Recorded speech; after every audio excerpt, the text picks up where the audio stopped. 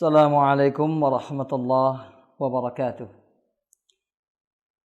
Innal hamdalillah nahmaduhu wa nasta'inuhu wa nastaghfiruhu wa nastahdihi wa na'udzu bihi min shururi anfusina wa min sayyiati a'malina. Man yahdihillahu fahuwal muhtad wa man yudlil falan tajida lahu waliyyan mursyida. Asyhadu an la ilaha illallah wahdahu la syarika lah wa asyhadu anna Muhammadan abduhu wa rasuluh alladzi la nabiyya ba'dah.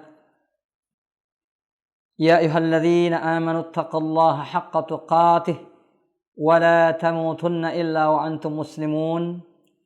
Ya ayyuhan nasu taqu rabbakum alladzi khalaqakum min nafsin wahidah wa khalaqa minha zawjaha وبث منهما رجالا كثيرا ونساء واتقوا الله الذي تساءلون به والأرحام إن الله كان عليكم رقيبا يا أيها الذين آمنوا اتقوا الله وقولوا قولا سديدا يصلح لكم أعمالكم ويغفر لكم ذنوبكم ومن يطع الله ورسوله فقد فاز فوزا عظيما أما بعد.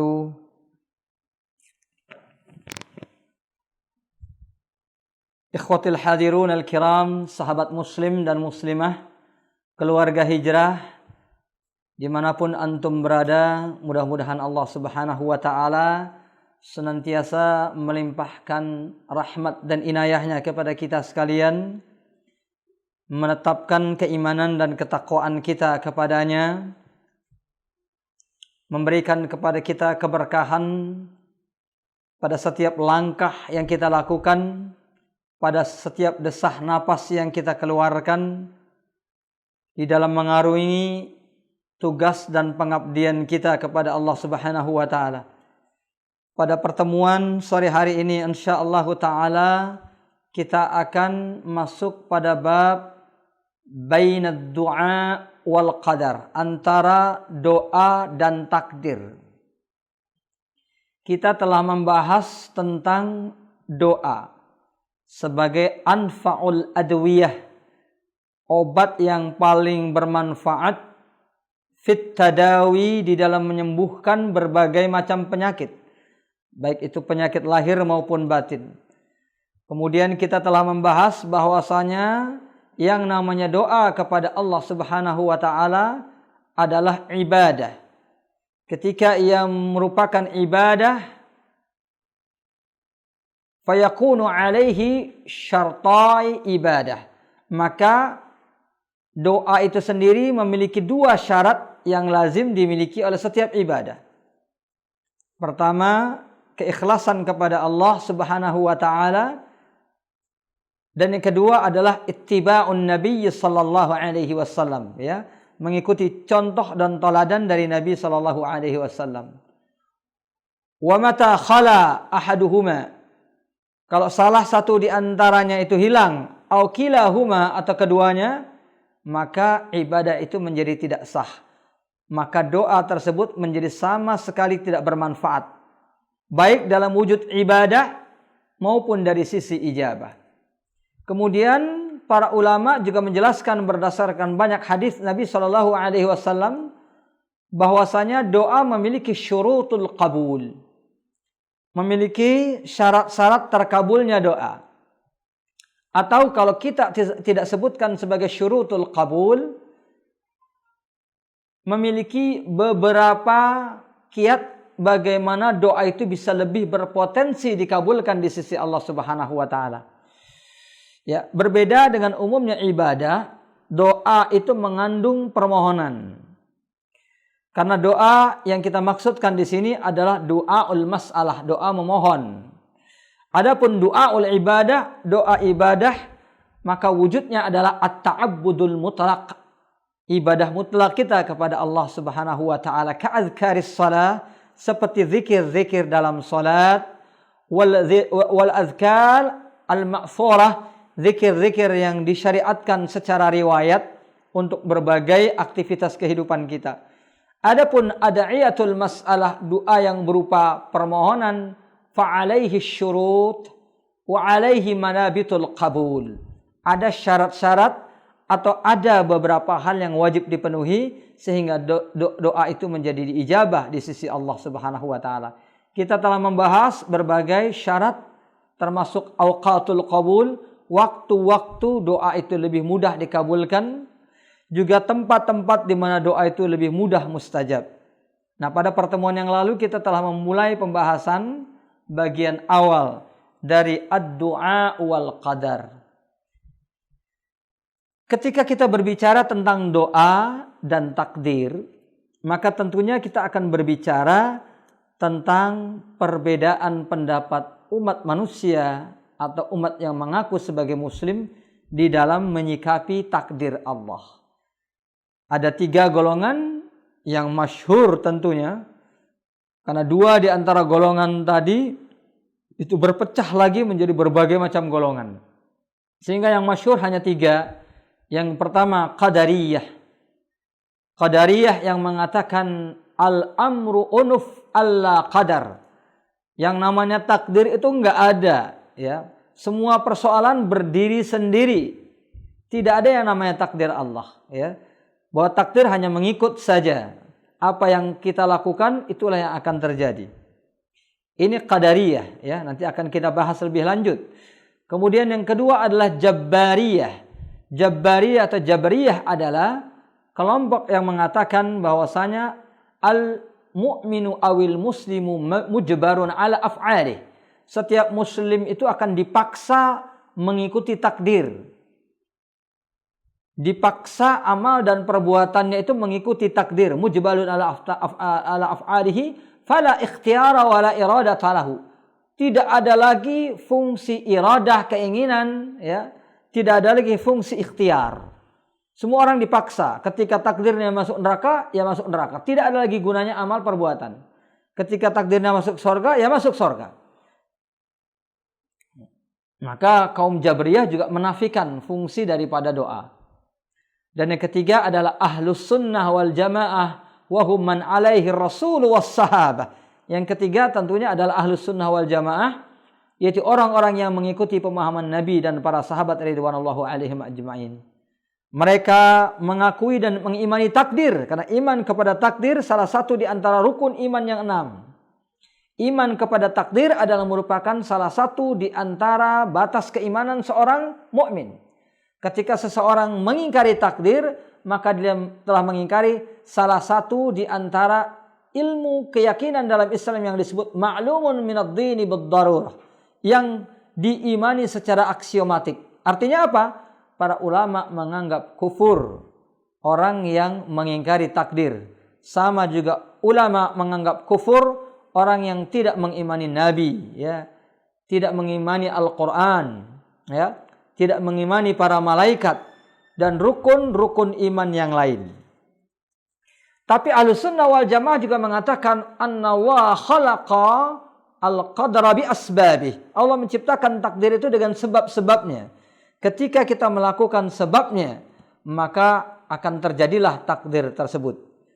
Al-akhdhu bil asbab, ya, menjalankan asbab atau ikhtiar adalah merupakan bagian, ya, yang harus dilakukan oleh setiap muslim dan muslimah, ya. Wa may ya'mal salihan min dzakarin aw untha, ya, falnuhyiyannahu hayatan thayyibah. Barang siapa yang mengamalkan amalan salih, baik dia itu laki-laki maupun perempuan, maka akan diberikan oleh Allah kehidupan yang penuh dengan kebahagiaan. Faman ya'mal mithqala dzarratin khairan yarah wa man ya'mal mithqala dzarratin syarran yarah. Siapapun yang mengamalkan kebaikan atau keburukan walau hanya sebiji zarah, maka dia akan mendapatkan ganjarannya di sisi Allah Subhanahu wa taala.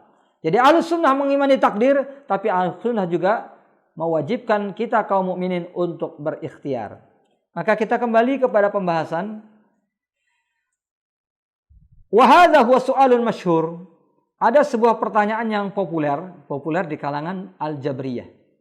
Ya.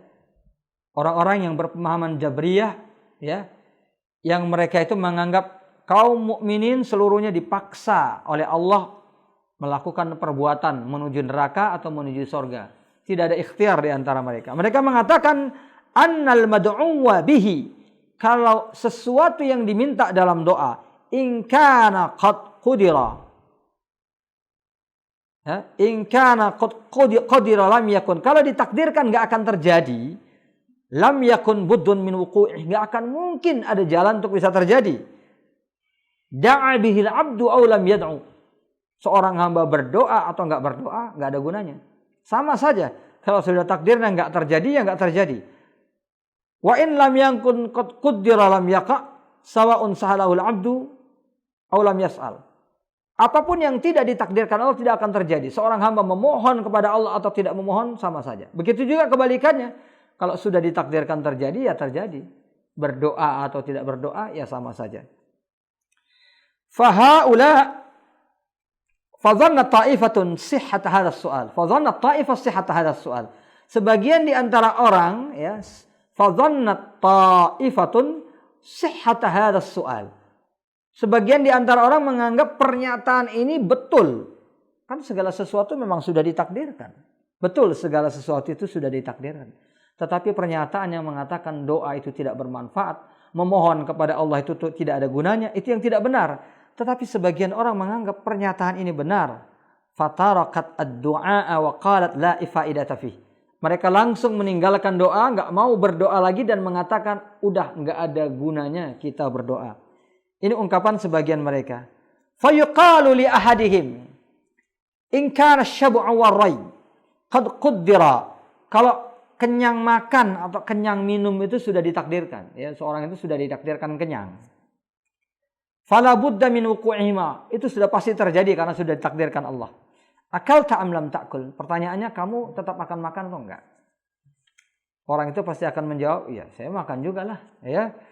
Loh, bukankah sudah ditakdirkan? Kalau sudah ditakdirkan ya enggak usah dilakukan, nanti akan kenyang dengan sendirinya. Enggak, ya saya harus makan untuk kenyang. Ternyata dia mengingkari apa yang diyakini sendiri. Wa in lam yuqaddara lam yaqa akalta aw lam ta'kul. Kalau seandainya memang tidak ditakdirkan kamu makan, kan kamu juga pasti enggak akan kenyang.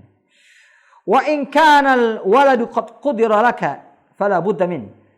Kalau contohnya misalnya Allah sudah menakdirkan kamu pasti punya anak. Wuti'atiz zaujah awil amah am lam tuta'a.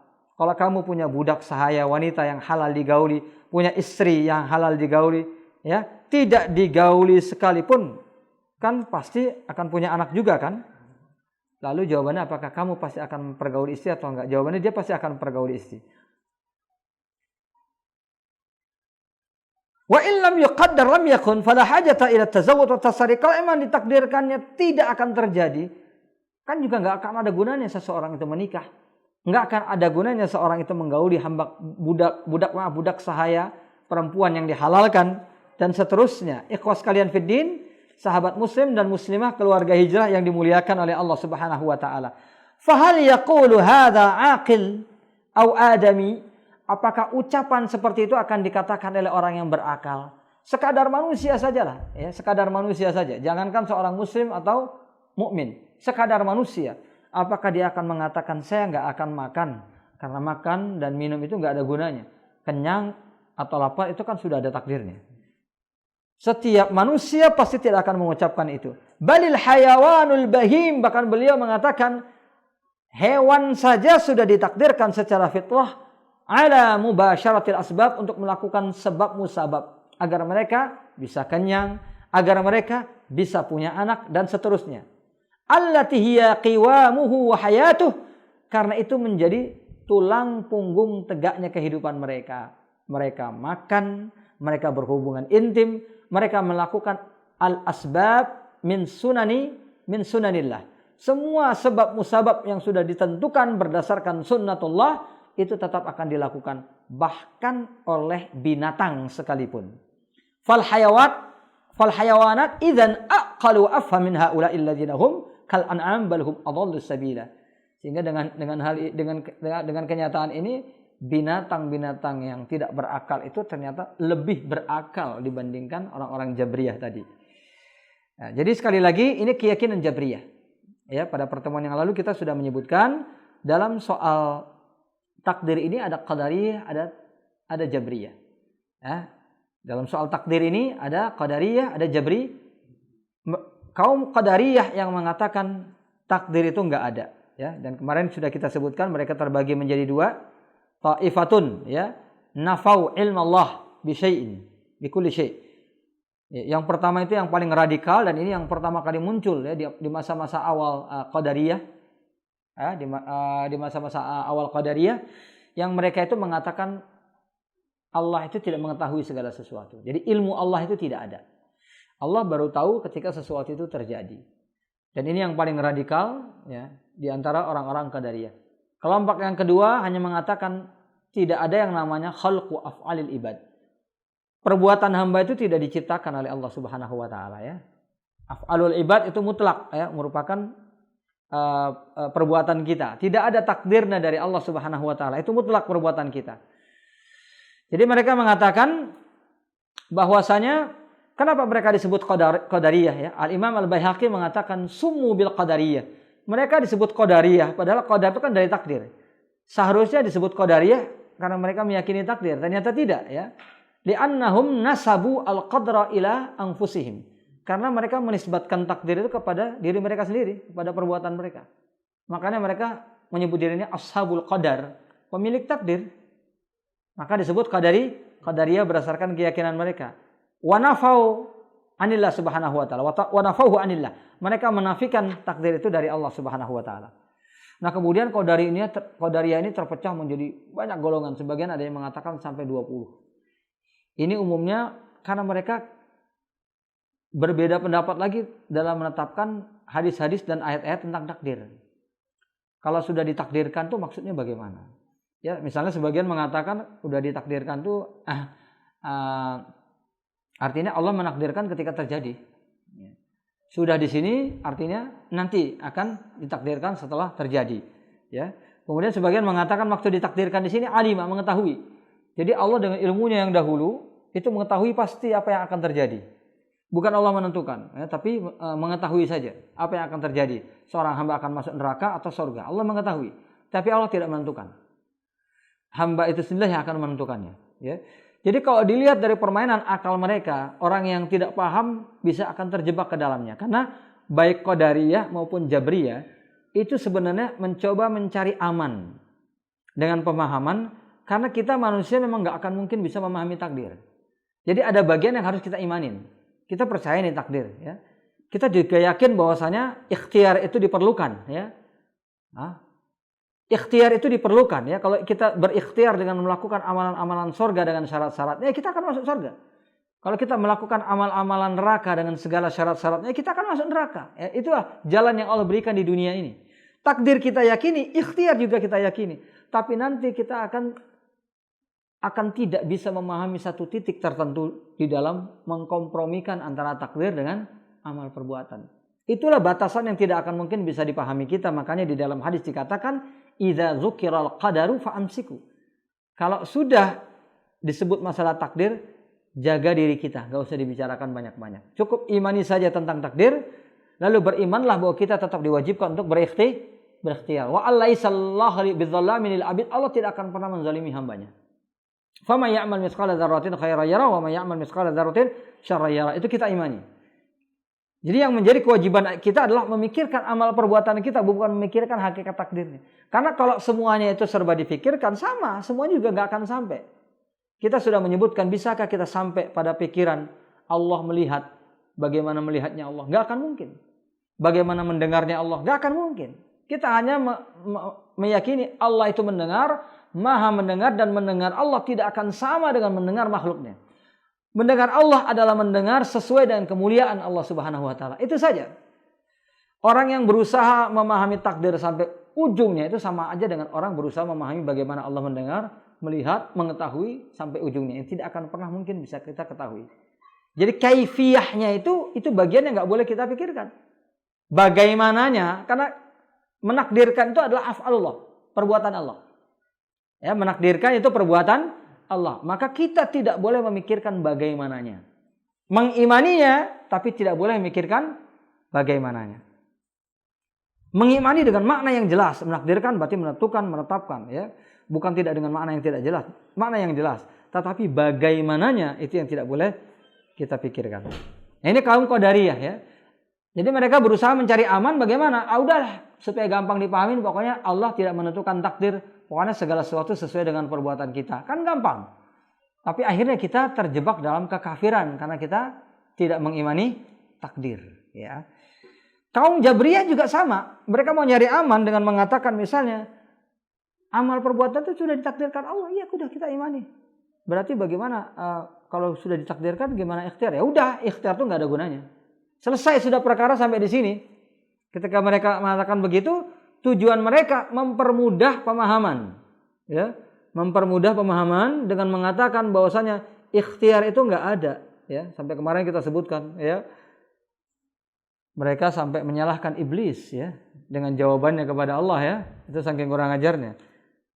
Ma mana'aka alla tasjud? Kenapa engkau tidak bersujud kepada Adam wahai iblis?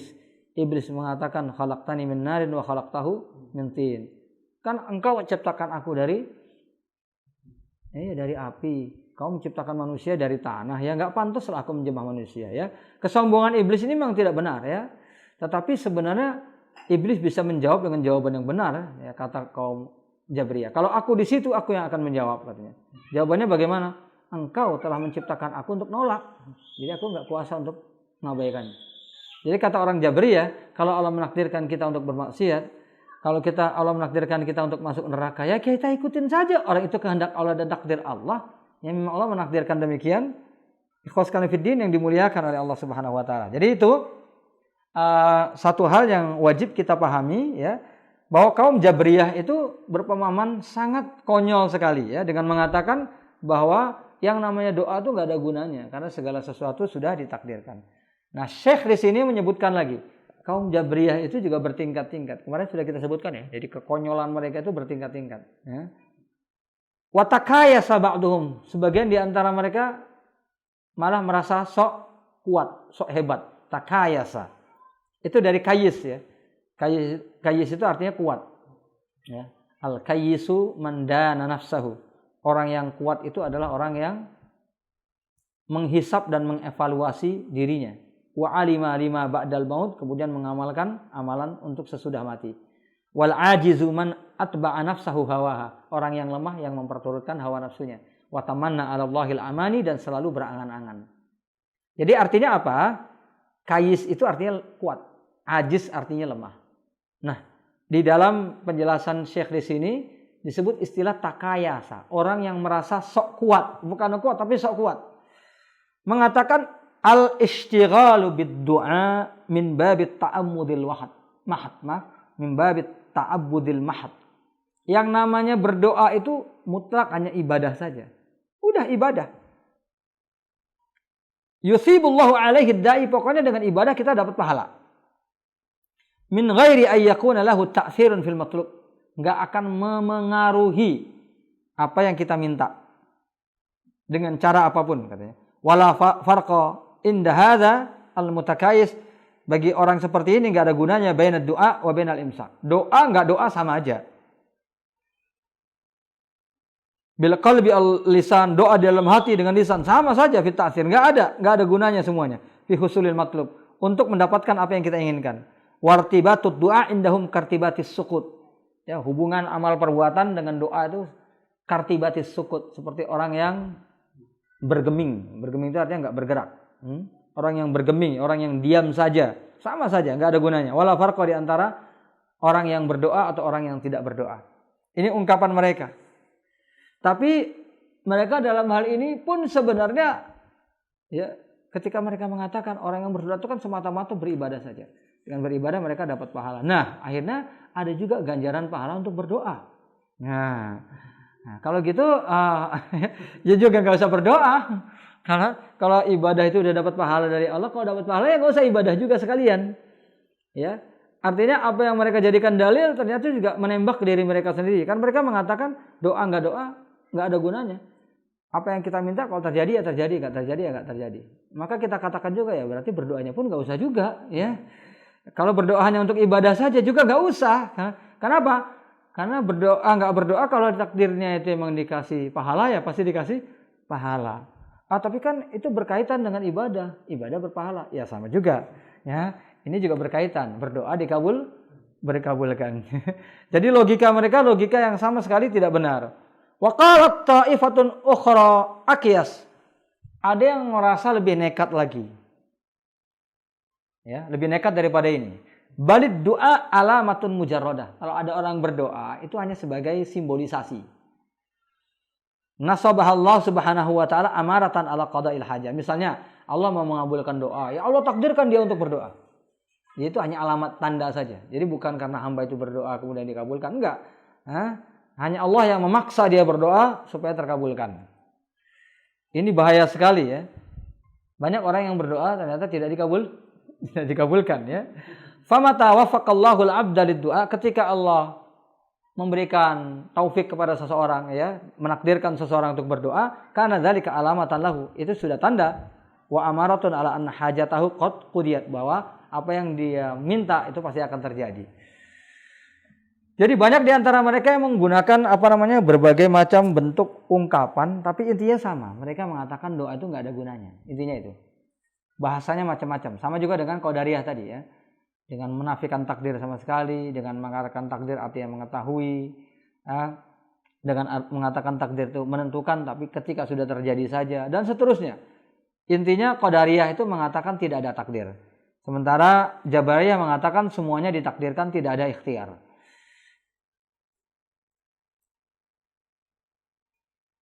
Wa hadza kama idza ra'ayna ghaiman aswad, kata kaum Jabriyah, itu seperti ketika kita melihat adanya awan hitam fi zaman syita, di musim dingin atau musim penghujan. Fa inna dzalika dalilun wa alamatun ala annahu yumtir, itu tanda bahwa hujan akan turun. Ya gitu saja yang namanya doa katanya. Hanya simbolisasi. Qalu wa hakadha hukmut ta'at ma'as thawab, bagi mereka antara ibadah sama pahala itu hubungannya. Itu hanya pertanda saja. Jadi enggak ada hubungannya orang itu taat kemudian dia akan diberikan pahala, enggak. Wal kufri wal ma'asi ma'a al-iqab, berbuat maksiat atau kafir dengan hukuman itu enggak ada hubungannya. Hiya amaratun mahdah li wuqu'is thawab wal iqab la annaha asbab. Itu bukan merupakan sebab-sebab terjadinya pahala atau hukuman, tapi itu semata-mata hanya merupakan simbol-simbol saja. Jadi makanya kaum Jabriyah ini di antara hal yang paling mengerikan dari perkembangan pemikiran Jabriyah ini. Mereka sampai mengatakan bahwasanya orang-orang Nasrani, orang-orang Yahudi itu juga enggak ada yang salah dengan keyakinan mereka. Selama mereka masih percaya dengan adanya Allah, mereka semuanya pasti akan dimasukkan ke dalam surga. Itu ucapan kalangan Jabriyah. Ya. Jadi apa yang mereka lakukan itu bukanlah kesalahan, karena mereka melakukan semua itu dengan takdir Allah. Allah menakdirkan mereka dari kecil ya sebagai seorang Nasrani. Ya, Allah takdirkan seorang itu masuk ke agama Nasrani. Dari kecil sebagai Yahudi atau masuk ke agama Yahudi, itu semua ditakdirkan Allah. Jadi nggak akan membuat mereka itu dimasukkan ke neraka karenanya. Yang penting mereka masih percaya adanya Allah. Itu saja, sudah cukup. Ini perkembangan dari keyakinan Jabriyah. Wa hakadha indahum al-kasru ma'al inkisar. Hubungan antara memecahkan dengan sesuatu menjadi pecah. Al-halqu ma'al ihraq, membakar sesuatu terbakar. Al-izhaq ma'al qatl, ya, seseorang membunuh dengan seseorang itu meninggal dunia karena dibunuh. Laisa syai'un min dzalika sababan al-batah. Enggak ada satupun di antaranya yang merupakan sebab, ya. Dia pecah bukan karena dipecahin, enggak, karena memang sudah takdirnya pecah. Jadi itu hanya merupakan simbol saja. Wala irtibat bainahu wa baina ma yurtab alaih, antara satu tindakan dan konsekuensinya itu enggak ada hubungan. Illa mujarradal iqtiranil adi, hanya semacam hubungan kebersamaan yang tiba-tiba kebetulan saja. La ta'thirus sababi, tidak ada hubungan sebab akibat. Ya. Wa khalafu bidzalikal his. Orang-orang Jabriyah ini pada akhirnya akan mengingkari yang namanya logika, ya, mengingkari panca indera, wasyar'a wal fitrah, mengingkari syariat, bahkan mengingkari fitrah. Ya, karena fitrah seluruh makhluk hidup itu akan melakukan al-akhdzu bil asbab. Ya, melakukan asbab. Ya, bahkan yang tidak berakal sekalipun seperti binatang juga melakukan al-akhdzu bil asbab. Akan melakukan al-akhdzu bil asbab. Wasairu tawaifil uqala bal adhaqu alaihimul uqala, ya. Apa yang mereka yakini itu pasti akan ditertawakan oleh siapapun yang memiliki akal. Was-shawab annaha huna qisman tsalisan. Yang benar adalah adanya ya versi ketiga, yaitu yang diakui oleh Ahlus Sunnah wal Jamaah. Ya, ghairu ma dzakarahu sa'il. Selain daripada yang disebutkan itu ada keyakinan, itulah keyakinan Ahlus Sunnah wal Jamaah, keyakinan Nabi dan para sahabat, ala wa huwa anna hadzal muqaddar quddira bi asbab. Segala sesuatu memang ditakdirkan, tapi ditakdirkan dengan asbab. Wa min asbabihi du'a, ya. Asbab itu macam-macam, ya. Amal perbuatan seseorang itu asbab, ya. Amal perbuatan itu asbab. Apa yang dilakukan orang terhadap dirinya asbab. Wa min asbabiha ad-du'a. Di antara sebab itu adalah doa. Falam yuqaddar mujarradan min sabab. Tidak ada sesuatu yang ditakdirkan tanpa sebab, ya. Jadi para ulama ahli tafsir sampai menjelaskan ketika Allah menciptakan bumi dan langit dalam 6 masa, kan begitu ya dijelaskan, ya. Allah itu maha kuasa atas segala sesuatu. Allah mau menciptakan langit itu langsung jadi pun, jika berkehendak pasti. Idza arada syai'an ayaqul lahu kun fayakun, pasti. Ya. Manusia itu mau dijadikan lewat melahirkan atau tidak, Allah mampu. Allah bisa menciptakan, ya, makhluk tanpa proses melahirkan, seperti Allah menciptakan Nabi Adam.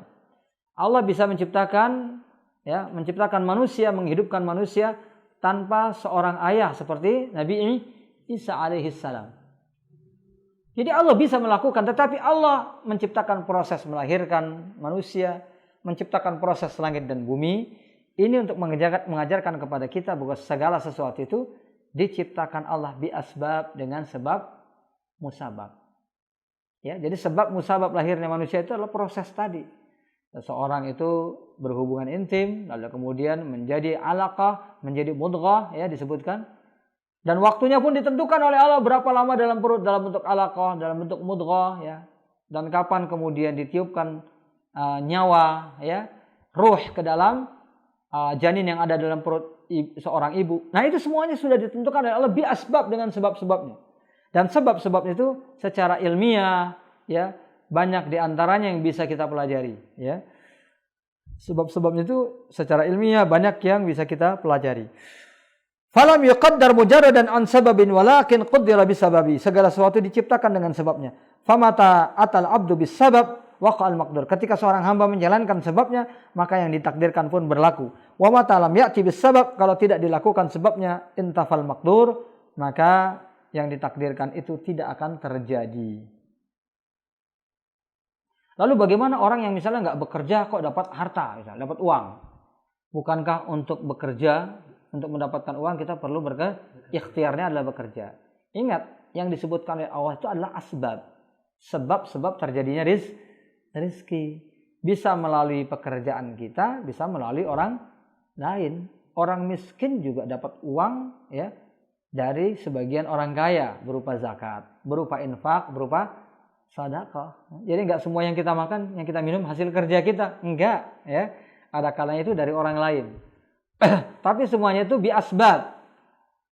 Ya, semuanya itu diciptakan oleh Allah itu dengan sebab. Ketika kita beriman kepada Allah, maka sebab-sebab dari rezeki kita akan Allah jadikan sebab-sebab yang penuh dengan berkah. Ya, misalnya dengan kita banyak berdoa, kita banyak bersilaturahim, kita bisa mendapatkan rezeki dari arah-arah yang tidak kita sangka-sangka. Kerjanya di kanan, dapat rezekinya dari kiri. Kerjanya di kiri, dapat rezekinya dari kanan. Makanya disebutkan di dalam Al-Quran, wa yarzuqhu min haitsu la yahtasib. Wa taqwa min asbabi ar-rizqi. Ketakwaan itu kan sebab paling utama dari rizki. Orang yang bertakwa pasti akan Allah berikan rizki dari arah yang tidak disangka-sangka. Jadi sekali lagi, orang yang kemudian tidak mengerjakan satu pekerjaan yang menghasilkan uang, kok dapat harta dari warisan kah, dari wasiat orang kepadanya kah, atau dari siapapun itu, ya, dari manapun itu datangnya, itu bukan berarti dia mendapatkan rezeki tanpa asbab. Tapi Allah menurunkannya bukan melalui asbab kasbihi, ya, bukan merupakan sebab dari pekerjaan lahiriah yang dia lakukan. Tapi mungkin ada pekerjaan-pekerjaan lain seperti doa, seperti ketakwaan, menyambung silaturahmi, berbuat baik kepada orang lain dan lain-lain, ya. Makanya kan sering disebutkan oleh orang-orang yang dalam ahli bisnis, ya, sebenarnya hubungan persahabatan, ya, kita dengan orang banyak, kebaikan kita dengan orang banyak, itu adalah merupakan aset modal terbesar kita dalam berbisnis. Betul apa enggak? Ya, kita punya banyak kenalan, punya banyak hubungan baik dengan orang banyak, ya. Itu menjadi aset terbesar dalam berbisnis. Aset terbesar di dalam bisnis bukan modal, ya. Kita punya modal banyak tapi nggak punya kenalan, nggak punya hubungan baik dengan orang lain, ya. Kita akan membangun hubungan dari awal, ya. Tapi kalau kita punya hubungan banyak dengan orang lain, maka pintu-pintu rizki dan pintu-pintu keuntungan itu akan lebih mudah terbuka.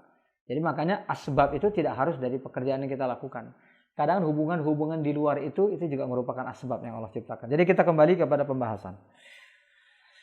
Jadi segala sesuatu diciptakan dengan sebabnya. Sebagaimana dikatakan di sini, wa ma talam ya'ti intafa al-maqdur wa hadza kama qaddara asy-syab'u war-rayu bil akli wasyarab. Sebagai contoh misalnya ditakdirkannya kenyang makan dengan kenyang minum itu dengan seseorang itu menyantap makanan dan menenggak minuman. Itulah asbab yang Allah ciptakan untuk kenyang. Ketika seseorang itu melakukannya, terjadilah apa yang ditakdirkan tadi. Wa qaddara waladu bil wata', ya, ditakdirkan anak itu dilahirkan dengan seseorang melakukan hubungan intim, ya, dengan pasangannya. Demikian juga dukhulul jannah bil a'mal, masuk surga dengan amal perbuatan. Wa dukhulun nar bil a'mal, masuknya neraka dengan amal perbuatan, ya. Jadi ini yang keyakinan Ahlus Sunnah wal Jamaah, ya. Adapun orang-orang Jabriyah yang mengatakan kita dipaksa dengan amal perbuatannya, itu tidaklah benar karena Allah tidak menzalimi kita sedikit pun. Lalu mereka misalnya berdalil begini, bukankah Nabi pernah bersabda, la yudkhilanna ahadakum amaluhul jannah. Tidak ada seorang pun di antara kita yang masuk surga karena amal perbuatannya. Wala anta ya Rasulullah, tidak juga aku. Engkau juga tidak ya Rasulullah, aku juga enggak. Illa ayyataghammadani rabbi bi rahmatin minhu wa fadl. Ya, kecuali ketika Allah menaungkan aku dengan rahmat dan keutamaannya. Nah, ini kan jelas, ya, bahwasanya masuk surga itu takdir, ya, bukan karena amal perbuatan kata mereka.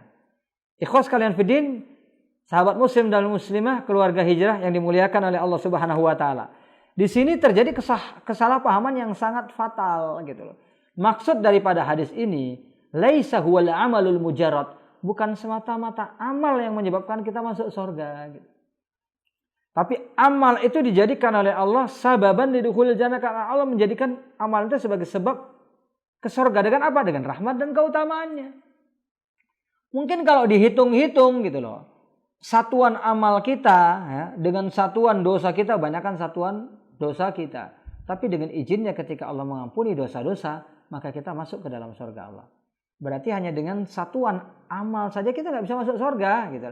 Unsur keutamaan dan rahmat Allah itu yang menentukan kita masuk surga. Dan amal sebagai asbabnya, sebagai sebab kita masuk ke dalam surga Allah. Jadi masuk surga Allah tetap dengan asbab. Tapi ketentuannya tetap dari Allah. Sama juga berobat itu asbab. Ketentuannya dari mana? Allah. Ada orang berobat dengan cara yang sama sembuh. Ada yang dengan cara yang sama tidak sembuh. Semuanya itu dengan qadarullah, dengan takdir dari Allah Subhanahu wa taala. Tetapi berobat adalah merupakan asbabus syifa, sebab yang mengantarkan seseorang pada kesembuhan. Jadi itu ya, jadi tidak ada kaitannya, ya, antara menolak takdir dengan ungkapan la yudkhilanna ahadakum amalukul jannah. Demikian juga firman Allah, wa ma ramaita idz ramaita walakinnallaha rama. Ketika kamu memanah, itu yang memanah bukan kamu tapi Allah lah yang memanah. Ini juga dijadikan dalil oleh Jabriyah. Nah, lihat ya. Ketika kita memanah itu Allah yang nakdirkan, bukan kita yang melakukan perbuatan tersebut. Ini salah kaprah lagi, ya. Jadi seperti disebutkan di dalam hadis, ya, di dalam hadis, ya. Ma taqarraba ilayya 'abdun bi syai'in ahabbu ilayya mimma aftaratu alaihi. Seorang hamba hanya bisa mendekatkan diri kepadaku dengan cara yang paling aku sukai, ya. Tidak akan mendekatkan diri kepadaku dengan cara yang lebih aku sukai daripada melaksanakan kewajiban. Wala yazalu 'abdi yataqarrab ilayya, kemudian seorang hamba senantiasa mendekatkan diri kepadaku dengan mengamalkan kebajikan-kebajikan, amalan-amalan sunnah, hatta uhibba, sampai aku mencintainya. Fa idza ahbabtuhu, coba perhatikan di sini, ketika aku mencintainya, kuntus sam'ahu, aku adalah pendengarannya. Bukan berarti Allah berubah jadi pendengaran, enggak, ya. Tapi aku menolong pendengarannya. Ya, orang yang berakal pun tahu maksudnya bukan itu. Dan wahadal qaul wa hadhi kalimatun lazimatun fil lughah. Ini kalimat atau kata yang dalam bahasa itu jelas. Memang demikian maknanya. Laisa min babi ta'wil, bukan termasuk ta'wil. Karena memang secara bahasa digunakan. Ya, sebagai contoh, misalnya sebagai contoh. Dalam satu periode ini, ya, Bapak Presiden telah berhasil membangun, ya, telah membangun 30 jembatan misalnya di seluruh Indonesia. Misalnya seperti itu. Lalu apakah yang dipahami oleh kita? Wah, Bapak Presiden turun ke jalan sendiri, yang ngaduk semen, ya, bangun jembatan, begitu. Kira-kira dipahami begitu nggak? Pasti enggak, kan? Ya. Bapak Presiden membangun jembatan, artinya dia menginisiasi, ya, pekerjaan tersebut, memerintahkan, mengatur, dan seterusnya. Sampai yang mengerjakan ya tetap tukang. Ya, begitu ya. Jadi bisa dipahami. Jadi itu ungkapan, ya. Kuntu sam'ahu, ya. Jadi kalau kamu baik, maka aku akan menjadi pendengaranmu. Disabdakan di dalam hadis seperti itu, ya. Kalau kita beribadah kepada Allah dengan sebaik-baiknya, maka Allah akan menjadi pendengarannya. Artinya Allah akan membantu dia untuk mendengar. Pendengarannya akan dibimbing di dalam hidayah. Penglihatannya akan dibimbing dalam hidayah. Perbuatan tangan dan kakinya akan dibimbing dalam hidayah. Mereka lah yang disebut dengan wali Allah, ya. Jadi sahabat muslim dan muslimah, keluarga hijrah yang dimuliakan oleh Allah. Jadi demikian juga ketika Allah mengatakan, ketika kamu memanah, itu bukan kamu yang memanah, tapi Allah. Artinya Allah yang mengarahkan, ya. Allah yang beri kekuatan, ya. Sehingga apa yang kita lakukan akan sesuai dengan apa yang kita inginkan, ya. Karena segala sesuatu itu dengan bimbingan dari Allah Subhanahu wa taala, dengan kehendak dari Allah Subhanahu wa taala. Tapi Allah menciptakan segala sesuatu dengan sebabnya. Wa hadzal qismul huwal haq, ya. Jadi yang berpandangan bahwa takdir itu ditetapkan, berdoa itu tetap disyariatkan, itulah pandangan yang benar. Wa hadza huwal ladzi hurimahu sa'il. Inilah pemahaman yang tidak nyampe di pikiran kalangan Jabriyah tadi. Hurimahu sa'il, ya. Hurimahu sa'il, orang yang tanya tadi itu enggak nyampe ke sana. Wa hina idzin fad du'a min aqwal asbab. Maka kita katakan doa itu merupakan sebab paling dominan dalam terkabulnya apa yang kita inginkan. Di dalam kesembuhan, kalau kita menginginkan kesembuhan dari penyakit. Fa idza qaddara wuqu'ul mad'u bihi bid-du'a lam yasihha ay yuqala faidata fid du'a. Fa idza qaddara wuqu'ul mad'u bid-du'a, kalau terjadi apa yang diinginkan dengan doa, kita enggak bisa mengatakan enggak perlu doa. Kama la yuqala faidata fil akli wasyurbi wa jami'il harakat wal a'mal. Sebagaimana kita enggak bisa mengatakan makan, minum, semua gerakan kita itu enggak ada gunanya, ya. Tapi tercapai atau tidak tercapainya doa itu tentunya itu dengan doa, dengan syarat dan prasyarat yang telah Allah tetapkan, ya. Yang sudah kita sebutkan pada pertemuan yang lalu. Kalaupun semua syarat sudah ditetapkan, ya, sudah digambarkan pada pertemuan yang lalu, ternyata Allah tidak menakdirkan sesuai yang kita inginkan juga. Karena Allah ingin mengijabah doa kita dengan cara yang lain. Bisa jadi karena sesuatu itu tidak baik buat kita, ya. Kadang-kadang kita menganggap sesuatu itu baik, ya, tapi ternyata itu buruk. Tuhibbuna syai'an wa huwa syarrul lakum. Kita menyukai sesuatu padahal itu buruk buat kita. Misalnya kita minta banyak harta, jadi orang kaya, berdoa sepanjang hari terus. Bahkan ketika berhaji berdoa, berumrah berdoa. Sudah semua asbab yang kita anggap itu merupakan asbab sudah kita lakukan. Ternyata Allah tidak juga mengabulkan. Sampai akhir hayat kita. Bisa jadi, ya, pertama karena memang sesuatu itu tidak baik buat kita, ya. Ternyata ibadah kita lebih banyak ketika kita menjadi orang miskin daripada menjadi orang kaya. Bahwa jiwa kita, mentalitas kita itu memang nggak pantas jadi orang kaya, ya. Ya. Itu buktinya udah kelihatan, ya. Sejak kita miskin saja itu udah kelihatan, ya, nggak pantasnya jadi orang kaya, ya. Baru dapat duit dikit, ya, langsung hilang ingatan, ya. Kan ada orang gitu, ya, baik, bagus, tenang, ya, wibawa, begitu dapat duit sedikit udah berubah kepribadian. Ya, bisa jadi Allah tahu, oh orang ini nggak pantas megang duit banyak ini, ya. Makanya Allah jadikan dia tidak kaya. Atau mungkin sengaja aja Allah simpan doanya itu untuk Allah tumbuk menjadi pahala di akhirat nanti. Dan orang ini adalah orang yang begitu taat kepada Allah sehingga tidak dikabulkan pun dia nggak akan pernah bersuudzon kepada Allah. Nggak dikabulkan, nggak bersuudzon. Malah Allah akhirnya nggak mengabulkan dengan tujuan agar pahalanya semakin banyak. Ditumpuk pahalanya di akhirat nanti. Ikhwas fillah yang dimuliakan oleh Allah Subhanahu wa taala. Wa kana Umar bin Khattab, ya, yastansiru bihi ala aduwi, ketika berusaha untuk memenangkan pasukannya atas musuh juga menggunakan doa. Wa kana a'zama jundihi bihi wa kana yaqulu ashabihi, Itu yang dilakukan oleh kebanyakan tentaranya juga.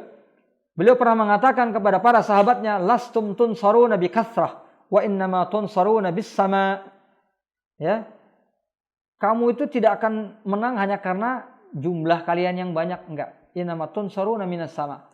Kalian mendapatkan kemenangan karena takdir dari Allah dari atas langit. Apakah Umar bin Khattab enggak melakukan asbab? Tetap melakukan asbab. Menyiapkan pasukan dan lain sebagainya, melatih mereka. Tetapi banyak sedikitnya mereka enggak akan menentukan kemenangan. Kemenangan sesungguhnya akan tetap datang dari Allah. Kam min fi'atin qalilatin ghalabat fi'atan katsiratan biidznillah. Itu di dalam Al-Qur'an. Berapa banyak orang yang sedikit, pasukan yang jumlahnya sedikit memenangi pertempuran melawan pasukan yang lebih banyak jumlahnya. Ya. Dalam perang Mu'tah itu jumlah kaum muslimin memang banyak, ya. Antara 20, 30 ribu sampai 40 ribu, ya, dalam riwayat berbeda-beda, ya. Yang paling banyak itu sekitar 20 ribuan. Sementara jumlah pasukan musuh 400 ribu, ya. Antara 10 sampai 20 kali lipat. Tapi musuh kocar-kacir dibuatnya. Jadi ikhwas sekalian fiddin, sahabat muslim dan muslimah, keluarga hijrah yang dimuliakan oleh Allah. Asbab tetap akan kita lakukan, tetapi segalanya tetap akan ditentukan oleh Allah Subhanahu wa taala.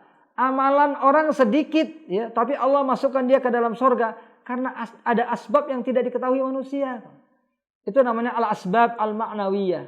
Sebab-sebab yang sifatnya abstrak. Amalan sedikit tapi ikhlasnya menonjol. Itu yang menyebabkan amalannya menjadi besar nilainya di sisi Allah. Ada amalannya banyak, kosong dari ikhlas. Banyak kelihatannya tapi sedikit nilainya. Jadi sekali lagi di sini ada asbab lain yang Allah tentukan pada keberhasilan dan kesuksesan seseorang. Pada keberhasilan seseorang di dunia ini, kesuksesan seseorang di dunia ini, dan keberhasilan kesuksesan seseorang di akhirat nanti masuk ke dalam surga Allah Subhanahu wa taala. Yang asbab tersebut itu di luar kemampuan manusia untuk merengkuhnya. Yang namanya keikhlasan itu kan nggak bisa digapai manusia dan dipaksakan manusia ada dalam hatinya. Betul apa enggak? Iya. Itu tidak akan mungkin. Itu asbab di luar kemampuan kita. Di luar kemampuan kita. Termasuk yang sering saya sampaikan kepada ikhwas sekalian, man yuridillahu bihi khairan yufaqihu fiddin. Siapapun yang Allah inginkan menjadi faqih, ahli agama, akan Allah jadikan dia faqih dan ahli dalam agamanya. Jadi ini selain anjuran untuk talabul ilmi, juga merupakan keyakinan bagi ahlus sunnah wal jamaah bahwa kefaqihan seorang hamba itu dengan takdir Allah. Oleh sebab itu seorang yang mau faqih dalam agamanya nggak boleh berhenti berdoa karena ada nilai-nilai di luar lahiriah yang nggak bisa dicapai. Sekedar ngapal saja itu kan lahiriah. Ya. Tapi Allah menakdirkan apakah hafalannya masuk atau enggak itu dari Allah. Itu yang pertama. Mungkin hafalannya masuk, paham nggak paham dari mana? Dari Allah Subhanahu wa taala. Dan saya sering menyebutkan kepahaman fikih itu kadang-kadang muncul lewat cara yang bermacam-macam, ya. Kadang-kadang lewat cara yang kadang-kadang tidak benar dilakukan seorang hamba, ya. Tetapi itu menjadi benar ketika seseorang hamba melakukan perbaikan diri, ya. Jadi ada orang mendapatkan fikih, maaf ya, itu dari bermaksiat. Bukan bermaksiat itu berarti jalan menuju fikih, tidak. Ya, dia bermaksiat karena dia khilaf, memang salah, memang berdosa. Tapi kemudian dia bertobat. Setelah bertobat nih, orang yang berbuat salah kemudian bertobat kepada Allah. Maka pengalaman dia dalam berbuat maksiat itu menjadi fikih buat dirinya. Bisa dipahami di sini ya? Ya. Seperti saya sering ditanya tentang berbagai persoalan, ya. Ada yang saya punya pengalaman di bidang itu, ada yang tidak. Ya, saya tidak berharap saya punya pengalaman semuanya di bidang itu karena itu soal-soal maksiat, ya. Saya ditanya tentang minuman keras, ya, saya ditanya tentang rokok, saya ditanya tentang judi gitu. Ya. Qadarallah wa ma syaa fa'al, ya. Bahwasanya dulu saya adalah seorang perokok berat gitu. Jadi ketika saya berbicara tentang keharaman rokok, ya seorang nggak bisa mengatakan kamu nggak pernah merasakan karena belum merokok, ya. Saya sudah merokok dan sudah tahu bagaimana susahnya berhenti dari merokok gitu loh. Jadi ketika seseorang melakukan kesalahan bukan berarti kesalahannya jadi bagus, enggak. Tapi ketika kita bertobat dari kesalahan tersebut, maka itu menjadi pengalaman buat dirinya. Setidaknya dia bisa mengantisipasi orang jangan sampai terjebak dalam kemaksiatan tadi. Ya, supaya kamu tidak terjebak oleh orang-orang untuk berjudi, hindari ini. Ya, saya dulu mantan pejudi. Ya, teman-teman saya pejudi semua. Biasanya orang akan senang berjudi kalau begini. Jadi pengalaman atau tidak? Jadi pengalaman. Dan itu mimbabil fiqhi fid din. Ya, karena salah satu di antara fikih dalam agama itu, ya, fikih dalam agama itu bukanlah sekadar memahami sesuatu itu dilarang atau tidak. Tapi bagaimana diri kita bisa membentengi diri dari sesuatu yang dilarang tersebut. Ya. Tidak semata-mata bahwa sesuatu itu diwajibkan atau tidak, tapi bagaimana kita bisa memproses diri untuk bisa melaksanakan kewajiban tersebut. Makanya para ulama selalu menyertakan al-hikam, hikmah itu dalam setiap perbuatan. Termasuk Ibnu Qayyim mengatakan hikmah dari perbuatan dosa. Bukan orang dianjurkan berbuat dosa, tapi ketika seorang bertobat dari tobat dia akan tahu hikmahnya. Ya, termasuk yang saya sebutkan ya pada pertemuan kemarin, seseorang akan merasakan bagaimana indahnya membaca istighfar ketika dia merasa dirinya berbuat salah. Tapi orang yang nggak merasa berbuat salah karena ujub, ya. Ujub ini kan biasanya datangnya sama ahli ibadah. Ya. Ujub itu datangnya sama ahli ibadah. Ya. Orang yang pintar banget, ya, ahli ibadah banget tuh baru datang ujub. Ya. Kalau orang yang nggak punya ilmu, yang nggak ahli ibadah, ya nggak mungkin ada ujub. Ya. Nggak akan digoda dengan ujub. Ujub itu datang dengan kehebatan yang dimiliki seseorang. Iblis itu kan penyakitnya ujub. Karena iblis itu asalnya adalah ahli ibadah. Ya, dulunya asalnya adalah ahli ibadah. Jadi ahli ibadah itulah yang bisa terkena ujub. Nah, seseorang itu kadang-kadang nggak bisa memaknai istighfar. Indahnya istighfar karena ujub. Biasa saja astagfirullah, seolah-olah nggak ada artinya. Tapi ketika seseorang mengucapkan istighfar langsung ingat akan dosa-dosanya, bagaimana? Dia pasti akan merasakan nikmatnya beristighfar. Nikmatnya memohon ampun dari Allah Subhanahu wa taala. Jadi ikhwaskan fiddin, sahabat muslim dan muslimah yang dimuliakan oleh Allah Subhanahu wa taala. Jadi dosa itu akan menciptakan azab di dunia, yang azabnya itu akan memberikan kenikmatan dalam ibadah. Jadi azab tapi kenikmatan dalam ibadah. Apa itu? Azab rasa sakit karena pernah berbuat dosa. Setiap orang yang pernah merasa berbuat dosa, kalau dia bertobat dia pasti akan merasakan sakitnya. Bahkan Ibnu Qayyim mengatakan, seandainya Allah enggak menurunkan azab dari perbuatan dosa, sekadar rasa sakit saja ternyata hanya Allah berikan dari bekas berbuat dosa, maka itu sudah bisa menjadi azab bagi orang-orang yang bertakwa. Ya. Nyesalnya itu, nadamahnya itu, pernah nggak melihat dan menyaksikan orang yang betul-betul nyesal karena perbuatannya dulu, udah tua, renta, menyesal, menghabisi hidupnya hanya untuk ibadah. Setiap disebutkan tentang sesuatu dia nangis. Ya, kita mendapatkan kayak gitu kan, dia tuh sebenarnya tersiksa dengan masa lalu, tapi ketersiksaan itu menimbulkan keindahan lain, yaitu keindahan untuk beristighfar kepada Allah, keindahan untuk bertaubat kepada Allah Subhanahu wa taala. Jadi kita kembali ya kepada pembahasan. Di sini ada ungkapan Umar bin Khattab yang luar biasa ya. Ini sudah saya sampaikan pada beberapa pertemuan yang lalu. Inilah ahmilu hammal ijabah. Aku ini tidak memiliki ya, tidak berambisi, tidak memiliki ambisi untuk doa itu dikabulkan. Aku tidak memiliki ambisi doa itu dikabulkan. Walakin hammad doa, tapi aku memiliki ambisi untuk selalu berdoa. Fa idza ulhimtu ad-du'a, kalau aku sudah diberikan ilham untuk berdoa oleh Allah Subhanahu wa taala, fa innal ijabata ma'ah, maka ijabah itu datang dengan sendirinya dari Allah Subhanahu wa taala. Nah, ini yang sudah saya sebutkan pada beberapa pertemuan yang lalu ketika kita membahas ad-du'a wal ibadah. Jadi ketika kita berdoa, kita jangan hanya berfokus pada ingin dikabulkan doanya. Ingin boleh, tapi fokusnya jangan di situ. Fokusnya adalah kita beribadah dengan doa. Kita beribadah, ya, berdoa, belum dikabulkan, kita nikmati lagi prosesnya. Beribadah, berdoa, beribadah, berdoa, beribadah, berdoa. Sampai kapanpun itu belum terkabulkan, kita tetap menikmatinya. Sambil mengoreksi, introspeksi diri, apa yang belum saya lakukan sih? Ada enggak sih syarat-syarat terkabulnya doa yang belum saya lakukan? Terus dilakukan tanpa merasa putus asa. Dan semua itu akan Allah hitung sebagai ibadah kita kepada Allah Subhanahu wa taala. Jadi bukan mutlak yang kita inginkan hanyalah keterkabulan doa. Karena kalau kayak gini, nanti orang yang meminta sesuatu tak terkabulkan atau belum terkabulkan dalam kehidupan di dunia ini, itu menjadi orang yang bersuudzon kepada Allah. Bahaya sekali kan? Saya yakin ya, teman kita kan banyak yang kekurangan, banyak yang miskin. Ya, yakin nggak kita? Kalau banyak di antara mereka itu sering berdoa, ya, yakin ya? Ya, pastilah, ya, yakin. Ya. Kebanyakan tuh pasti sering berdoa. Ya, kalau dia orang yang beriman, apalagi dia sholat, ya, dia memiliki iman yang normal sebagai seorang mukmin, ya, enggak pun dia alim-alim banget. Ya, kalau orang udah miskin berdoa itu sudah lazim lah. Tapi kenyataannya kebanyakan kita miskin, berarti kebanyakan kita belum terijabah doanya, kan begitu. Bahkan sudah takdirnya, ittala'tu fil jannah fa ra'aitu aktsara ahlihal fuqara. Aku melongok ke surga, ternyata sebagian besar penghuninya adalah miskin, orang-orang miskin. Dalam sebuah hadis dalam sebuah syair diungkapkan sebuah ungkapan yang indah, ya. Ini memberikan semacam analogi dari doa kita kepada Allah. Laulam turid nailama arju wa atlubuhu. Kalau kamu memang tidak mau melihat aku selalu mengharap dan meminta sesuatu darimu, ya, dari kemuliaanmu, min judika fake ma awattani talaba. Seharusnya kamu tidak membiasakan diriku untuk meminta, ya. Jadi kalau kamu nggak mau melihat saya selalu mengharap sama kamu, minta sama kamu, ya jangan biasakan diri saya juga untuk minta. Ini ungkapan sebenarnya, ya. Ya. Jadi apa analoginya terhadap doa? Ya. Ketika Allah memerintahkan kita untuk meminta, gitu loh. Berarti Allah senang kita itu meminta kepadanya. Ud'uni astajib lakum.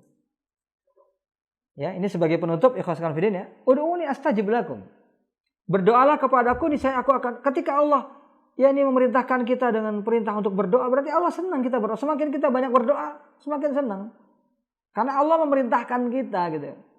Kalau manusia kita bilang gitu, ya, kalau kamu nggak mau saya minta terus, ya jangan biasakan saya minta. Oh ya, mulai sekarang saya nggak akan biasakan. Mungkin kita akan mengucapkan gitu, karena kita nggak nyaman dengan tingkah dia. Tapi Allah tidak. Semakin banyak kita minta, Allah semakin suka, semakin dekat kehambaan kita. Ya, bahkan di dalam hadis, ya, is'alillah walau sya'san na'al. Walau ses'an na'al, ya. Mintalah kepada Allah meskipun hanya untuk diperbaiki tali sendal kita, ya. Tali sendal kita, ya. Aduh, putus, kita minta kepada Allah. Loh, ini kok minta kepada Allah? Enggak apa-apa, kita minta kepada Allah. Sampai yang sekecil apapun, Allah tidak akan merasa susah dengan doa kita. Ikhtiar kita lakukan, jelas. Tetapi doa yang kita minta kepada Allah, sampai hal yang sekecil-kecilnya. Bahkan Urwah bin Jubair mengatakan begini. Inni la sa'altullaha fis shalah, ya. Sesungguhnya aku biasa meminta Allah dalam salat segala sesuatu, kulla syai'in, hatta al-milha li ahli. Sampai untuk dapat garam buat keluargaku di rumah, ya. Jadi dia misalnya mau beli garam nggak punya duit, itu sampai dia minta kepada Allah meskipun hanya garam, itu hanya garam. Ya Allah, ya, berikanlah kami rezeki garam untuk makanan istriku di rumah. Berapa hari ini kami makan nggak pakai garam, misalnya begitu. Remeh nggak? Remeh sekali. Tetapi itu nggak merupakan kehinaan bagi seseorang di hadapan Allah. Jadi itulah yang dilakukan oleh para ulama ussalaf. Makanya mereka memohon kepada Allah sampai dalam hal yang sekecil-kecilnya, ya. Jadi jangan hanya hal yang sebesar-besarnya, tapi sampai yang sekecil-kecilnya. Tentunya ketika kita memohon hal yang sekecil-kecilnya, kita juga akan memohon hal yang sebesar-besarnya. Tapi semua itu adalah sesuatu yang disukai oleh Allah Subhanahu wa taala dari diri kita.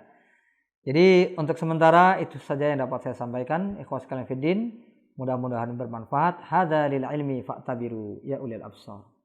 Seseorang berdoa kepada Allah Subhanahu wa taala meminta sesuatu, kemudian doanya itu belum terkabulkan. Dia sudah berdoa begitu lama, tapi dia tetap melakukan doa tersebut sampai sekarang. Apakah itu boleh dilakukan? Ya, pertanyaannya adalah bergantung dengan apa yang dia minta. Karena dalam pertanyaan ini kan tidak disebutkan apa yang diminta, bentuknya seperti apa, ya. Ketika seseorang itu meminta sesuatu yang memang itu dihalalkan oleh Allah Subhanahu wa taala, diperbolehkan oleh Allah Subhanahu wa taala secara umum, secara garis besar hukumnya adalah sesuatu yang mubah, maka seseorang boleh memintanya kapanpun dan dimanapun, meskipun Allah Subhanahu wa taala belum menakdirkan untuk dikabulkan doa-doa tersebut. Itu yang pertama, ya. Dan yang kedua, kita harus melihat sesuatu itu mungkin secara umum adalah dimubahkan, diperbolehkan. Tetapi kita sebagai manusia juga memikirkan apakah sesuatu itu memang betul-betul bermanfaat buat kita atau tidak. Ya, ini sebelum kemudian kita melanjutkan untuk berdoa meminta kepada Allah dan meminta lagi. Kira-kira benar gak yang saya minta ini akan bermanfaat buat saya? Karena tidak setiap yang halal akan bermanfaat buat kita. Gak setiap yang berguna buat orang lain akan berguna buat kita. Gitu. Contoh seorang anak misalnya berdoa agar bapaknya, ibunya mau membelikan kendaraan, motor buat dia. Misalnya seperti itu. Ya, ini kan permintaan mubah gitu. Sesuatu yang mubah yang diminta. Siapapun boleh kan meminta seperti itu. Ya.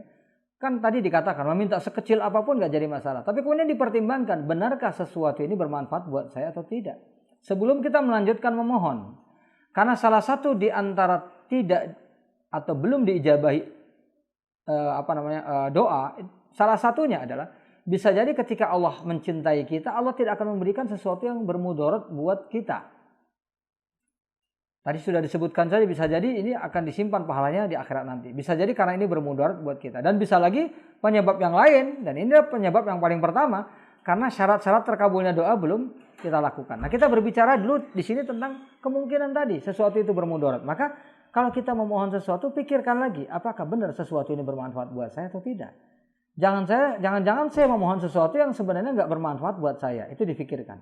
Kalau memang yakin, insya Allah ini sesuatu yang sangat bermanfaat buat saya, bahkan buat orang lain, dan kita yakin itu, maka pada saat itu lanjutkanlah terus berdoa.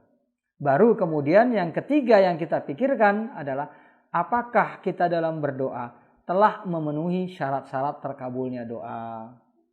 Ya, berhusnudzan kepada Allah, nggak minta cepat-cepat dikabulkan, ya.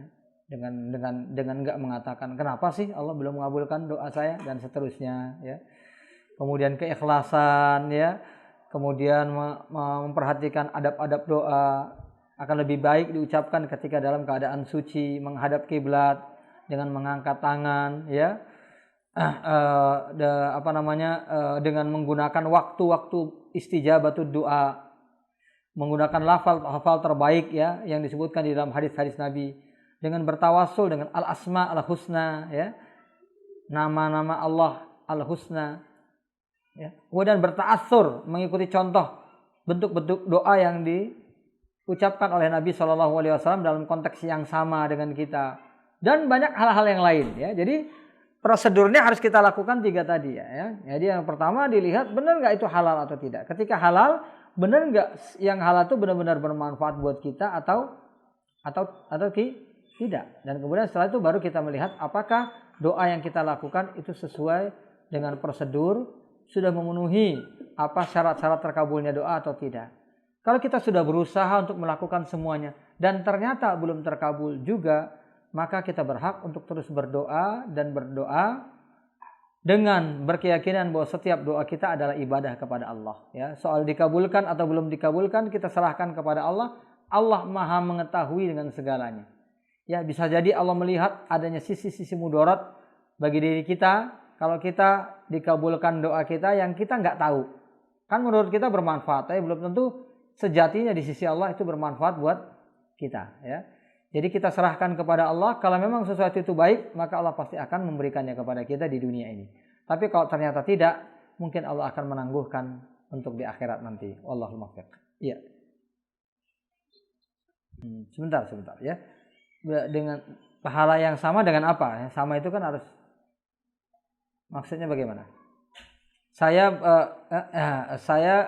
Ada seseorang itu berinfak, ya, bersedekah, telekung atau sejadah. Maksudnya sama antara telekung sama sajadahnya atau bagaimana? Iya, maksudnya pahalanya yang disamakan ini apa? Apa dengan apa? Iya. Iya. Hah? Ya. Ya, dekat pahala yang sama. So, kalau yang namanya sama itu harus diinikan, ya, dengan yang lain, ya. Ya. Itu ada beberapa kemungkinan dari pertanyaan tadi, ya. Kemungkinan mungkin seperti yang disebutkan tadi, itu insyaallah yang paling dekat, ya. Apakah akan tetap dapat pahala gitu, ya? Ya, jadi saya Ya, yang menjadi pertanyaan, apa hal yang menyebabkan kita menduga tidak mendapatkan pahala? Ya, karena bersedekah itu sendiri adalah hal yang sangat dianjurkan. Ya, bersedekah itu sendiri adalah merupakan sesuatu yang sangat dianjurkan dalam bentuk apapun kepada siapapun. Bahkan bersedekah kepada orang kafir saja ada pahalanya. Bersedekah kepada orang kaya saja ada pahalanya. Apalagi kalau bersedekah fisabilillah, ya. Kalau kita sudah bersedekah untuk ibadah, sedekah untuk keperluan ibadah kaum muslimin, maka itu sudah sedekah fisabilillah.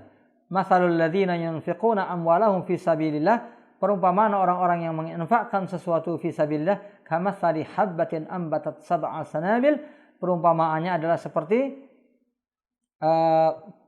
sebuah tanaman, ya, yang menumbuhkan sab'a sanabil, 7 batang, fi kulli sumbulatin mi'atu habba, di masing-masing batang itu ada 100 butir padi, ya, 100 butir tanaman, ya. Jadi dilipat gandakan menjadi 700 kali lipat, ila ad'afin mudha'afatin, ya. Bahkan dilipat gandakan dengan lebih banyak lagi, tergantung kehendak Allah Subhanahu wa taala. Jadi artinya infak fisabilillah itu pahalanya jauh lebih besar. Meskipun itu hanya berupa sejadah, meskipun itu hanya berupa telekung, ya. Selama sesuatu itu diinfakkan fisabilillah, ya, wa yunasibul mahal, ya. Memang infaknya itu memang infak fisabilillah yang dibutuhkan oleh orang banyak, ya. Sesuatu itu digunakan sebagai wakaf, maka akan menjadi amal jariyah bagi dirinya sampai hari kiamat, ya. Selama sesuatu itu digunakan oleh kaum muslimin, maka pahalanya itu akan terus mengalir kepada dirinya. Mungkin hanya 1 buah telekung, tapi berapa banyak orang yang menggunakan dalam waktu berapa lama, ya. Belum lagi dengan niat salihahnya, belum lagi dengan lipat gandaan pahala yang Allah berikan seperti disebutkan dalam firman Allah tadi. Jadi pahalanya besar, ya, jelas, ya. Allahul muwaffiq, ya. Oh iya, iya. Gimana orang yang pasrah dengan takdirnya karena hingga saat ini belum mendapatkan jodoh, ya. Kata pasrah ini sebenarnya apa yang dimaksudkan itu perlu dipertanyakan, ya. Kalau yang dimaksudkan dengan pasrah di sini adalah tawakul, bertawakal kepada Allah, maka itu wajib dia miliki bahkan sebelum dia berusaha mencari jodoh pun dia harus bertawakal. Karena Allah berfirman di dalam Al-Quran, wa idza azamta fatawakkal 'ala Allah. Kamu baru berniat saja sudah harus tawakal. Itu kalau yang dimaksudkan pasrah ini tawakal, ya. Pasrah itu tawakal, bertawakal kepada Allah dari sebelum nyari jodoh saja itu harus sudah bertawakal. Iyyaka na'budu wa iyyaka nasta'in. Kata Syekhul Islam, kenapa dikatakan kepadamu kami beribadah dan kepadamu kami memohon pertolongan? Karena antara ibadah dengan tawakal, isti'anah itu kan tawakal, ya, memohon pertolongan kepada Allah. Itu harus berjalan berseiringan dari awal, gitu loh. Saat mau ibadah tawakal, sedang ibadah tawakal, selesai ibadah tawakal. Itu selalu berjalan berseiringan. Artinya apa? Kalau yang dimaksudkan dengan tawakal itu adalah pasrah di sini adalah tawakal, maka itu dilakukan seseorang dari mula pertama dia mencari jodoh, gitu loh.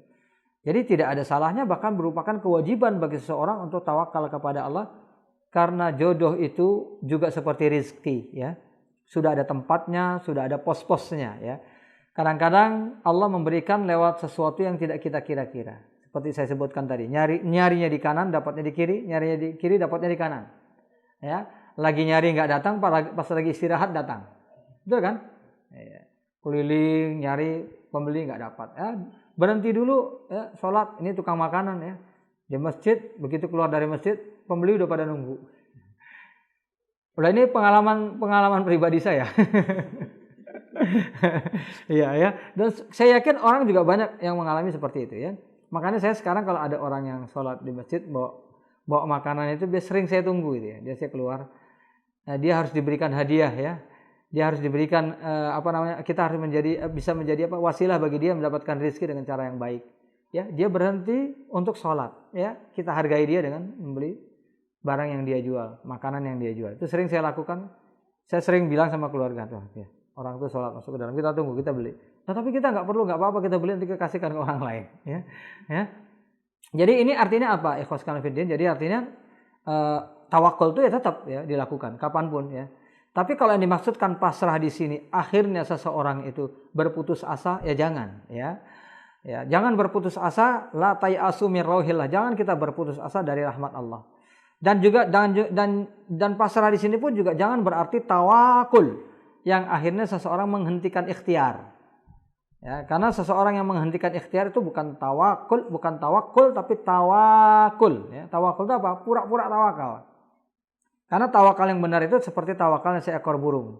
Lau annakum tatawakkaluna 'ala Allahi haqqa tawakkulih. Kalau kamu betul-betul tawakal, sebenar-benarnya tawakal, nih, la razaqakum, Allah pasti akan memberikan rezeki kepada kamu. Kama yarzuqut tayra, sebagaimana Allah memberikan rezeki kepada seekor burung. Yaghdu khimasan, pergi pagi dalam keadaan lapar. Wayaruhu bitonan, pulang sore dalam keadaan kenyang. Jadi tawakal itu dalam hadis ini digambarkan tawakal yang benar itu ya kayak burung tadi, ya, berusaha nyari makan dari pagi, ya, pulang dalam keadaan kenyang. Kalau kita benar-benar bertawakal seperti ini, insya Allah Allah pasti akan memberikan rezeki. Jadi artinya pasrah itu jangan diartikan berhenti untuk berusaha, ya, tapi gunakan cara yang lain, ya, gunakan cara yang lain untuk mencari jodoh, ya. Dengan berbagai macam cara, ya, dengan berbagai macam cara. Bisa lewat teman, bisa lewat seorang guru mengaji, ya. Dan yang terpenting adalah ketika kita berusaha mencari jodoh, ya, pada saat itu hendaknya kita selalu memperbaiki ibadah kita. Karena kita harapannya gini, ketika pas kita ketemu dengan orang yang ditawarkan kepada kita, pertimbangan kita berada dalam pertimbangan yang terbaik. Karena kita berada dalam kondisi banyak ibadah kepada Allah. Tapi kalau kita nggak lakukan itu, pertimbangan kita akan lebih banyak didominasi oleh hawa nafsu kita. Wallahul muwaffiq. Bagus ikhwas fillah, ini pertanyaan yang bagus sekali. Dan kepada ikhwah ini juga saya anjurkan ya untuk ngikutin taklim saya, kajian saya live Facebook setiap jam 4 sore waktu Indonesia bagian barat atau 5 sore ya. Itu karena yang saya kaji secara berkebetulan qadarallahu wa ma syaa fa'al sesuai dengan pertanyaannya ya. Jadi kitab yang saya kaji ini adalah Ad-Da' wa Dawa. Yang kitab ini ditulis oleh Syekhul Islam Qadil Qudat Ibnu Qayyim Al-Jauziyah itu karena adanya pertanyaan kayak tadi itu ya. Ada orang yang berusaha untuk menjauhkan dirinya dari penyakit maksiat. Udah berusaha tapi semakin berusaha dia semakin tergila-gila dengan kemaksiatannya tadi. Nah, jadi bagaimana cara seseorang itu bisa meninggalkan maksiat tadi, maka ditulislah buku ini. Jadi seluruh buku ini adalah jawabannya. Ya, jadi kalau saya mau jawab tuntas, saya nggak akan bisa menjawab lebih tuntas dari yang dijawab oleh Ibnul Qayyim. Jadi, tapi intinya begini, ya. Intinya adalah bahwasanya seseorang ketika dia berusaha menjauhi kemaksiatan, ya. Kemaksiatan itu kan bertingkat-tingkat kata Ibnul Qayyim. Ini singkat saja saya sebutkan karena perpanjangannya nanti bisa silakan ikuti ya live Facebook saya setiap sore insyaallah. Nanti akan ada jawaban-jawaban secara berkala, secara bertahap. Jadi intinya yang namanya dosa itu kan bertingkat-tingkat gitu. Kata Ibnu Qayyim yang paling tinggi itu adalah al-isyaq. Al-isyaq itu orang yang udah betul-betul keranjingan dengan dosanya. Isyaq ya. Dari situ keluar kata asyik dalam bahasa Indonesia ya. Isyaq ya. Jadi isyaq itu orang yang sudah keasikan maksiat itu namanya isyaq. Ya. Ini isyaq dalam versi maksiat ya. Karena nanti digunakan isyaq dalam versi cinta itu beda lagi. Jadi isyaq dalam versi maksiat itu orang yang sudah keranjingan betul dengan dosa. Sehingga dia berusaha meninggalnya pun dia kesulitan gitu loh. Karena udah ada ikatan batin antara dia dengan kemaksiatan tadi, ya. Antara dia dengan setan yang mendorong dia berbuat maksiat itu sudah ada saling mencintai, ya. Kata setan enggak usah tinggalin dulu, ya. Dia berusaha ninggalin, ditarik lagi sama setannya ke arah maksiat tadi. Nah, ini yang disebut dengan isyaq. Maka pada kondisi yang seperti itu, seseorang itu melakukan berbagai macam cara bagaimana orang terlepas dari dosa. Di antaranya ya, melakukan taubat yang nasuha itu yang pertama tentunya ya, meninggalkan dosa tadi ya, menyesalinya, berjanji untuk tidak mengulangi lagi, kalau berhubungan dengan orang lain ya, meminta maaf kepada orang tersebut, atau kalau nggak bisa mendoakan orang tadi, kalau ada hak orang lain dikembalikan. Ketika seseorang sudah merasa melakukan itu misalnya, ternyata dia masih terdorong terus ingin melakukan perbuatan maksiat tadi, maka selanjutnya adalah dia banyak melakukan ibadah ya, dengan berzikir dan lain sebagainya ya, agar hatinya lembut, agar terisi jiwanya itu dengan keimanan ya, agar segala bentuk karat-karat dosa itu tersingkirkan sedikit demi sedikit. Belum bisa juga bagaimana dia banyak berdoa kepada Allah. Ini bab yang sedang kita baca ya, dengan memperhatikan syarat-syarat terkabulnya doa ya. Doa itu bisa kita lakukan sendiri, bisa juga kita meminta doa dari orang-orang yang saleh. Doakan saya menjadi orang saleh, doakan saya bisa meninggalkan perbuatan-perbuatan dosa yang sering saya lakukan. Kadang mungkin bukan melalui lisan kita doa itu mustajab, tapi dia mustajab melalui doa orang lain, ya. Aksiru min du'ail khair, itu kata Umar bin Khattab, perbanyaklah kamu meminta doa kebaikan dari orang lain, fa innaka la tadri min ayyi fahin yuqbal, karena kamu enggak tahu dari mana saja doa itu bisa dikabulkan. Kemudian banyak berbuat baik kepada orang lain, ya, karena berbuat baik kepada orang lain akan melahirkan kebaikan. Dengan kebaikan itu bisa jadi Allah akan menjadikannya sebagai syarat terkabulnya doa kita, ya. Kebaikan itu Allah jadikan sebagai pengabul doa kita. Jadi ganjarannya salah satunya pengabulan doa. Juga kebaikan kepada banyak orang, kepada banyak makhluk, ya. Baik itu makhluk yang bernyawa maupun yang tidak bernyawa, yang berakal maupun tidak berakal, itu semuanya akan menciptakan doa dari seluruhnya, ya. Jadi orang-orang yang kita berbuat baik kepadanya kita nggak tahu, ya. Dengan kebaikan kita, orang itu akan mendoakan kita. Banyak menyebarkan ilmu, ya, karena dengan mengajarkan ilmu kita menanamkan amal jariah, dan insya Allah akan banyak orang juga yang mendoakan kita. Ya, kemudian setelah itu jauhi orang-orang yang selama ini bergaul akrab dengan kita dalam berbuat maksiat, ya. Jauhi tempat-tempat yang biasa kita berbuat maksiat. Sampai jadi Ibnu Qayyim sampai mengatakan kalau sudah sampai level tertentu bahkan tempatnya, ini segala macamnya, ornamen-ornamennya ditinggalkan. Misalnya di rumah kita itu ada benda-benda ornamen yang mengingatkan kita kepada maksiat itu, ya. Ini gelas saya beli waktu dulu saya mabok-mabokan gitu, sama si fulan di sana. 3 hari 3 malam kami mabuk misalnya. Ya buang atau jual gelas itu ke orang lain, ya. Hadiahkan gelas itu ke orang lain, ya. Bagi orang lain tuh nggak punya memori yang akan mengingatkan mereka kepada kemaksiatan. Tapi bagi kita mungkin iya, ya. Jadi itu ditinggalkan. Jadi segala sesuatu yang bisa menimbulkan memori untuk itu ditinggalkan, ya. Untuk itu ditinggalkan. Kemudian nikmatilah, ya, setiap kesulitan kita menghadapi maksiat tersebut untuk banyak beristighfar kepada Allah, ya. Nikmati itu, kesulitan kita itu nikmati, ya. Aduh saya kok susah sekali, nikmati itu untuk bertadaruk, berdoa kepada Allah sehingga kita sampai kepada tingkat darurat, emergensi doa. Disitulah doa itu akan sangat mudah untuk terkabul. Amma yujibul muttar, Allah akan mengabulkan doa orang yang sangat darurat. Salah satu daruratnya karena kita merasa takut karena nggak bisa meninggalkan doa tersebut. Karena doa kita nggak terkabulkan. Ini kalau nggak terkabulkan juga bahaya saya ini. Nah, itu darurat, ya. Maka pada saat itu doa akan lebih mudah dikabulkan di sisi Allah. Nah, itu diantara jawabannya, ya ikhwah, ya. Jadi untuk jawaban lebih lengkapnya, ya, bisa dipelajari kitab ini dalam bentuk terjemahan juga sudah ada, ya. Ya, saya sudah pernah menerjemahkan juga kitab ini. Tapi antum hadir di dalam majelis ilmu juga insya Allah akan lebih baik, ya, karena di situ ada keberkahan kita mengkaji kitab ini secara bersama-sama, ya. Mudah-mudahan kajian kitab ini nanti akan bisa menolong kita semua, bukan hanya antum saja, semua kita untuk menjadi orang yang lebih baik di sisi Allah Subhanahu wa taala. Itu saja. Wallahul muwaffiq. Iya, alhamdulillah wassalatu wassalamu ala Muhammadir Rasulillah wa ala alihi washabbihi wa man wala. Khitaman li hadzal majlis, sebagai penutup dari pertemuan kita kali ini, kita sudah membahas tentang korelasi antara doa dengan takdir, ya, berdasarkan keyakinan Ahlus Sunnah wal Jamaah bahwasanya doa adalah merupakan anfaul adwiyah. Kita bicara tentang obat nih, obat penyakit fisik dan obat penyakit batin, dan lebih banyak kitab ini membahas tentang obat penyakit batin, termasuk bagaimana kita selamat dari kemaksiatan. Maka doa adalah merupakan anfaul adwiyah, merupakan obat yang paling manjur bagi kita untuk bisa menyelamatkan diri kita dari penyakit-penyakit batin, semua jenis penyakit-penyakit batin. Maka hendaknya kita sebagai orang-orang yang beriman itu jangan pernah sedikit pun meninggalkan kesempatan kita untuk berdoa kepada Allah Subhanahu wa taala, ya. Karena Allah semakin kita banyak berdoa kepadanya, maka Allah semakin mencintai kita, ya. Karena tidak ada yang lebih baik kita meminta kepadanya, bukan hanya doa, bahkan sekadar permintaan lebih dari Allah Subhanahu wa taala. Jadi doa itu adalah merupakan ibadah. Ketika doa merupakan ibadah, maka semakin banyak kita beribadah, semakin kita dekat kepada Allah Subhanahu wa taala. Ketika kita semakin dekat kepada Allah, maka kita semakin dekat dengan ijabatul ad'iyah, diijabahnya semua doa-doa kita, termasuk untuk menyembuhkan berbagai penyakit hati yang menggerogoti jiwa kita. Mudah-mudahan apa yang disampaikan bisa bermanfaat. Saya mohon maaf atas segala kekurangan. Wal afu minkum. Assalamualaikum warahmatullahi wabarakatuh.